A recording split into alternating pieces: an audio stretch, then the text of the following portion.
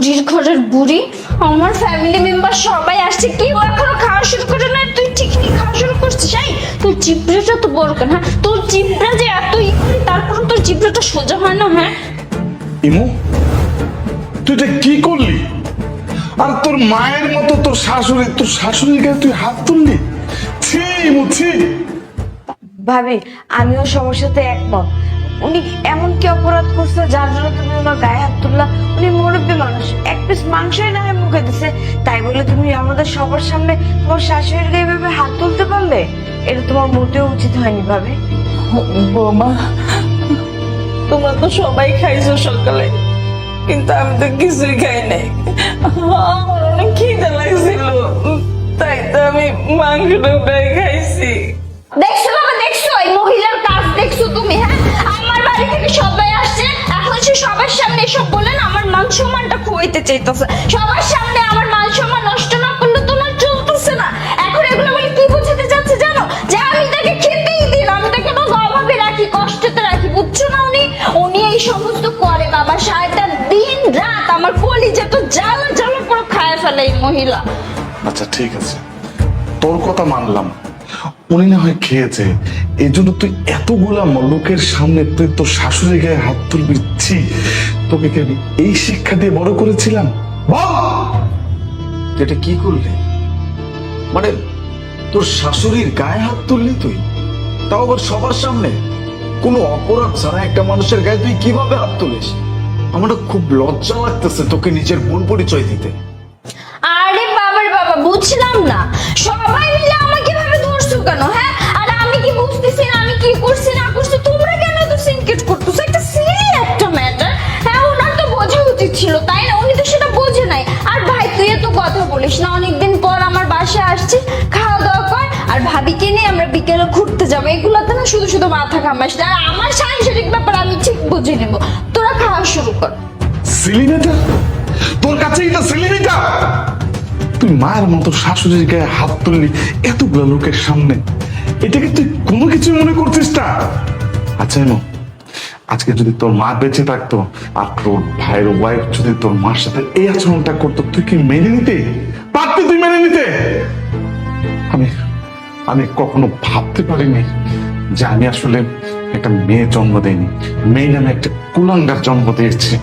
তোকে আজকে মেয়ে বলে পরিচয় দিতে আমার লজ্জা হচ্ছে, আমার লজ্জা বোধ হচ্ছে। তোর মতো মেয়ের বাবা আমি। আচ্ছা মারুফ, তুমি কি করে সহ্য করছো?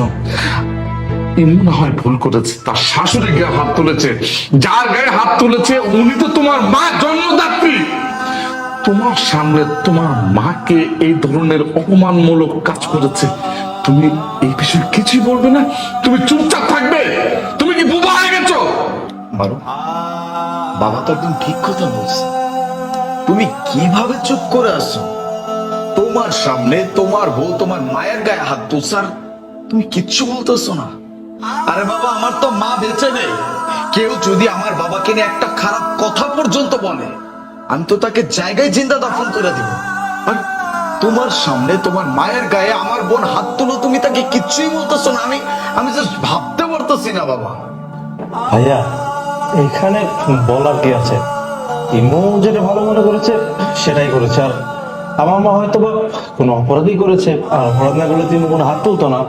আমার এগুলো নিয়ে কিছু আসে যায় না। আর তাছাড়া আমি চাই না আমাদের সংসারে কোনো অশান্তি হোক, তাই আমি সবসময় চুপ থাকার চেষ্টা করি।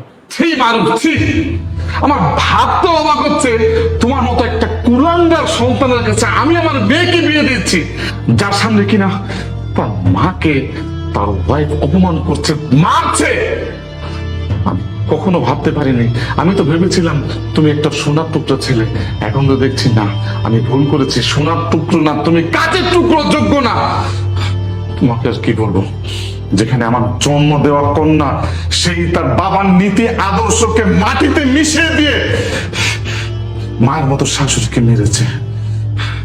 আমি আমি এটা তোমার কাছে কোনোদিন আশা করিনি মারুফ। ঠিক আছে, তুমি থাকো। আমি তো ভেবেছিলাম যে আজকের পরে তোমার এই বাড়িতে আমি আর আসবো না, এটা কখনো না। আমি আজকের পরে আর কোনোদিন তোমার বাড়িতে আসবো না। মারুফ, এখনো চুপ করে আছো? আমি না জাস্ট মেনে নিতে পারতেছি না, একটা ছেলে তার মায়ের গায়ে কেউ হাত তুলছে, এটা বসে বসে দেখতেছে। ও মাই গড, তোমার মধ্যে কি আদৌ কোনো পুরুষত্ব আছে? হ্যাঁ, কোনো পুরুষত্ব আছে? মানতাম যদি তোমার মা কোনো অন্যায় করত, তোমার মা এখানে কোনো অন্যায় করে নাই, তারপরেও তুমি চুপ করে কিভাবে বসে আছো? আরে বাবা, তোমার কি বুকে একটু লাগতেছে না? তোমার মা সামনে বসে থেকে কান্না করতেছে, খাবার সামনে রেখে, আর এটা তুমি চুপচাপ দেখতেছো। এতগুলো মানুষ এতগুলো কথা বলতেছে, তোমার কোনো ভ্রুক্ষেপই নেই। ও মাই গড, একটা মানুষ এতটা কাপুরুষ কিভাবে হইতে পারে? তুমি যে একটা সন্তান, এটা আমার এখন বলতে লজ্জা লাগতেছে। একটা মায়ের সন্তান হিসেবে তুমি একটা কলঙ্ক, তুমি একটা কুলাঙ্গার ছেলে। হ্যাঁ হ্যাঁ, আমি কুলাঙ্গার, আমি কাপুরুষ। কি করবো ভাইয়া বল, কি করবো আমি? এটা ছাড়া তো আমার কোনো কিচ্ছু নেই। আমি আমার বউয়ের টাকায় চলি, বউ যা বলে আমার সেটাই করতে হয়। আমার হঠাৎ করে চাকরিটা চলে যাওয়ার পরে আমার পিঠ দেওয়ালে ঠেকে যায়। আমি কি করব, কই যাব, কই থাকবো, কি খাবো, আমি সবটা ভুলে গিয়েছিলাম। আরে আমার বউ সে চাকরি করে, সে আমাকে সাপোর্ট দিচ্ছে, কিন্তু তার বিনিময়ে কি জানো? তার বিনিময়ে আমার চুপ থাকতে হবে। সেই ফ্যামিলিতে তার প্রাধান্যটা দেবে। আমাকে এই শপথ করিয়েছে।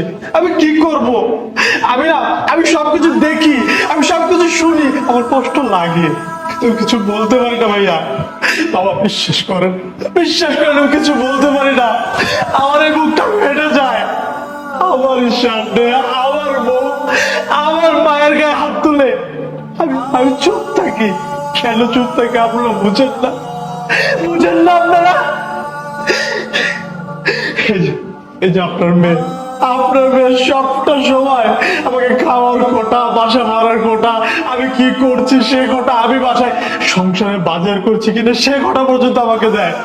আমি তখন চাকরি হারা মানুষ, আমি কি করব? আমার বউয়ের টাকায় চলতে হচ্ছে। বউয়ের টাকায় চলতে হলে তো আমার বউয়ের কথা শুনতেই হবে। আমার বউ আমার মাকে মেরে পেটে যাই করে ফেলো, আমার তো কিছু বলা যাবে না। কারণ এই যে ভাইয়া বললো আমি কাপুরুষ, আমি কুলাঙ্গার। হ্যাঁ, আমি একজন কুলাঙ্গার। মা, আমি তোমার কুলাঙ্গার ছেলে, বিশ্বাস করো মা, আমার গালা আমার কাপড়ে উচিত না। আমি একটা কুলাঙ্গার ছেলে। আমি এগুলো কি শুনছি? আচ্ছা, তোর জন্মের পর থেকে কি আমার কাছ থেকে তুই নীতি আদর্শ বলতে এগুলো পেয়েছিস? যে ভাতের খোঁটা দিচ্ছিস তুই তোর হাজবেন্ডকে? আচ্ছা, তোর হাজবেন্ড আর তুই, এটাই তো তোর পরিবার, তাই না? একজনের সমস্যা হলে আরেকজন দেখবে। একজনের সমস্যা হতে পারে। এতদিন তো মারুফ তোকে দেখেছে, আজকে না মারুফের চাকরি নেই, দুদিন পর তো মারুফের চাকরি হবে। তখন কি করবি তুই? ওর চাকরি নেই বলে তুই তাকে এভাবে অপমান করছিস, এভাবে খোঁটা দিচ্ছিস দিনের পর দিন।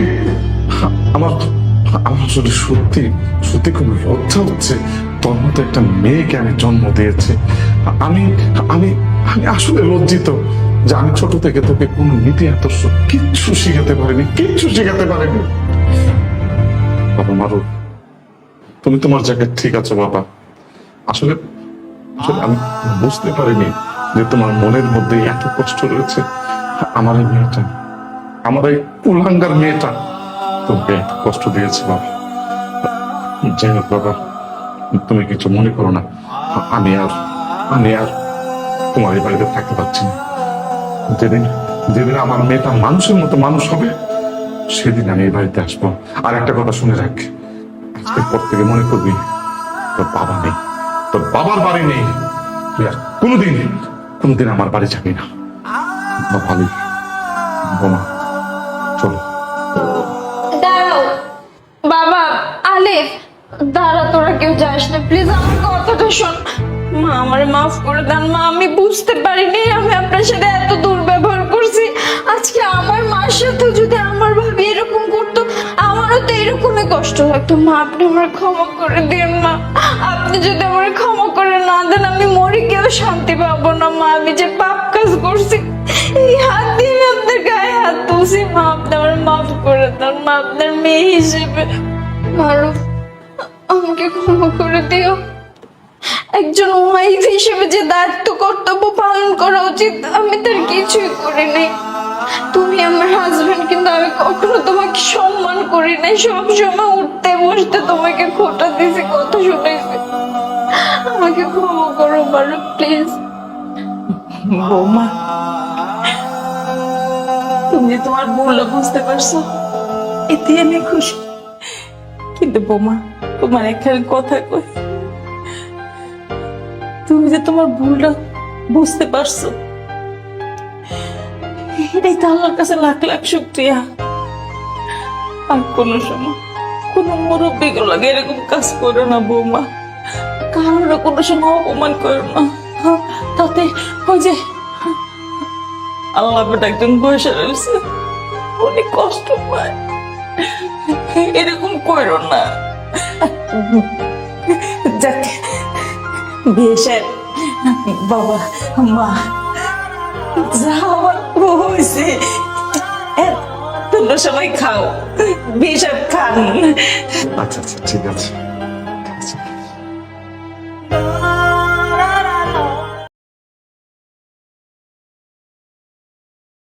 এই বুড়ি, তোর এত বড় সাহস, আমার বাড়িতে থাকিস, আমারটা খাস, আর আমার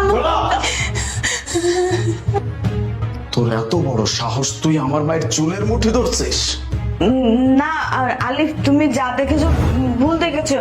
মা প্রতিনিয়ত না আমাকে অত্যাচার করে, ঠিক মতো খেতে দেয় না। আজকেও আমাকে চড় মারতে চেয়েছিল, বাধ্য হয়ে আমি মার হাতটা চুলের মুঠিটা ধরে ফেলেছি। দেখো, আমি ইচ্ছে করে মার গায়ে হাত তুলিনি। তুমি বিশ্বাস করো, আমি ইচ্ছে করে না কিছু করিনি। পাটা খুব ব্যথা করতেছে, বুড়িটা যে কই থাকে বুঝি না। এই মা, মা, কি যে বৌমা, একটু এদিকে আসেন তো। আইতাছি। কি হয়েছে মা? কি পায়ে কি মেহেন্দি লাগাইছেন? এতটুকু পথ আসতে আপনার এত সময় লাগে? বৌমা, আমি তো রান্নাঘরে কাজ করতেছিলাম, এর লিগে আইতে দেরি হয়েছে। আপনার না এক্সকিউজ লেগেই থাকে। আচ্ছা যাই হোক, আমার না খুব পা ব্যথা করতেছে, আমার পাটি একটু টিপে দেন তো। কি করবো মা, আমি তোমার পা টিপে দিব? আরে কাজের মেয়ের আছে না, ওরে কও, ও তো তোমার পাটা টিপে দিব নি। কি কাজের বুয়াকে বলবো আমার পা টিপে দিতে? কেন, আপনি সারাদিন কি করেন? সারাদিন তো শুয়ে বসেই থাকেন। যদি একটু কাজ কাম করেন তাহলে আপনার শরীরটা ভালো থাকবে। এই জন্যই তো আপনাকে দিয়ে কাজ করাতে চাই। সাথে কি আর আপনাকে দিয়ে কাজ করাতে চাই নাকি? আমি তো জানি বাড়িতে কাজের বুয়া আছে। আপনাকে কি আমি বলতে বলছি বাড়িতে কে আছে কে নাই? আপনাকে যেটা বলছে আপনি চুপচাপ সেটা করেন। বৌমা, এটা কেমন কথা কইতেছো কও? বাড়িতে এত মানুষ আছে, তা থেকে তুমি আমার কইতেছো পা টিপা দেওয়ার লেগে। আর তুমি কি ভুলে গেছো আমি তোমার শাশুড়ি বৌমা। এখন কি আপনার থেকে আমার শিখতে হবে আমার কোনটা করা উচিত কোনটা বেউচিত? আপনাকে চুপচাপ বলছে আমার পাটা টিপে দেন, সেটা করলেই তো হয়ে যায়। এত তর্ক করতেছেন কেন? বৌমা, তোমার পাটা কি আমার দিয়ে না টিপাইলেই হয় না? কাজের মেয়ে তো আছে, ওরে দিয়ে টিপাও না। আচ্ছা বৌমা, আজকে আমার জায়গায় যদি তোমার মা হয়তো, তাও কি তুমি পা টিপাইতা? এই বুড়ি, তোর এত বড় সাহস, আমার বাড়িতে থাকিস, আমারটা খাস, আর আমার তোর এত বড় সাহস, তুই আমার মায়ের চুলের মুঠি ধরছিস? না আর আলিফ, তুমি যা দেখেছো ভুল দেখেছো। মা প্রতিনিয়ত না আমাকে অত্যাচার করে, ঠিক মতো খেতে দেয় না। আজকেও আমাকে চড় মারতে চেয়েছিল, বাধ্য হয়ে আমি মার হাতটা চুলের মুঠিটা ধরে ফেলেছি। দেখো, আমি ইচ্ছে করে মার গায়ে হাত তুলিনি। তুমি বিশ্বাস করো, আমি ইচ্ছে করে না কিছু করিনি। তোর এত বড় সাহস, তুই আমার মায়ের চুলের মুঠি ধরছিস, আবার তার নামে তুই আমার কাছে বদনাম করতেছিস? এই, সে ছোটবেলা থেকে আমার মাকে আমি দেখে আসতেছি, তার কোলে পিঠে করে আমি মানুষ হয়েছি। সেই মানুষটাকে তুই আমাকে চিনাবি? হ্যাঁ? আমার মা কি করতে পারে না পারে সেটা আমি খুব ভালো করে জানি, আর তুই কি করতে পারিস না পারিস সেটাও আমি খুব ভালো করে জানি। এত দিন যাবৎ সংসার করতেছি, আমি তোকে চিনবো না? আমি তোকে হারে হারে চিনি। তোর স্বভাবটাই এরকম। অনেক আগে থেকেই শুনছি তুই আমার মায়ের উপর অন্যায় অত্যাচার করিস। আমি বিশ্বাস করিনি, কারণ কি জানিস? আমি তোকে বিশ্বাস করতাম। তোর স্বভাব এরকম জানা সত্ত্বেও আমি তোকে বিশ্বাস করতাম যে তুই অন্তত আমার মায়ের সাথে খারাপ কিছু করতে পারিস না। কিন্তু আজকে এটা আমি কি দেখলাম? আজকে আমি নিজের চোখে দেখছি, আমার নিজের চোখে এখন আমি অবিশ্বাস করব। আমার মায়ের চুলের মুঠি ধরে তুই আমার মাকে শাসাচ্ছিলি। এই এত বড় সাহস তোকে কে দিছে? কে দিছে তোকে এত বড় সাহস? না রে বাবা,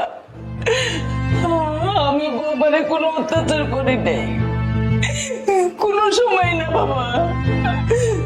বরঞ্চ তুই যখন বাসাতে বাইরে যাস, বৌমা আমার উপর অত্যাচার করে। আজকে কি যে জানো, বৌমা আমার ডাক দিয়ে করলো বৌমার পা টিপে দিতে, আমি নিষেধ করলাম। এই কারণে তো বৌমা আমার চুল ধরে শাসাইতেছিল, আমি কেন পা টিপে দিতেছি না। কি? ও তোমাকে ওর পা টেপার জন্য বলছে, আর তুমি টিপতে চাও না, দ্যাটস ওয়াই তোমার চুলের মুঠি ধরে তোমাকে শাসাইছে। এই তোর এত বড় সাহস কে দিছে? হ্যাঁ, তোর কলিজায় এত বড় সাহস কোথায় থেকে আসছে? তোর বিবেকে একটা বারও এটা বললো না যে এটা যদি আমি জানতে পারি তাহলে তোর আমি কি অবস্থা করব? অনেক হয়েছে, অনেক হয়েছে। আমার মায়ের সাথে এরকম আচরণ করার পরেও তোর মতো মেয়ের সাথে আমি সংসার করব, এই চিন্তাটা একবারও করিস না। কারণ তোর মতো মেয়ের সাথে আর যাই হোক সংসার করা যায় না। আমি তোর সাথে সংসার করব না, আমি তোর সাথে সংসার করব না, মানে করব না। আমি তোকে ডিভোর্স দেব।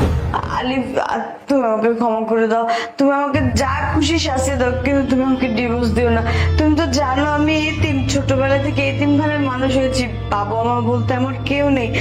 এই বাড়ির তুমি ছাড়া আর মা ছাড়া তো আমার কেউ নেই।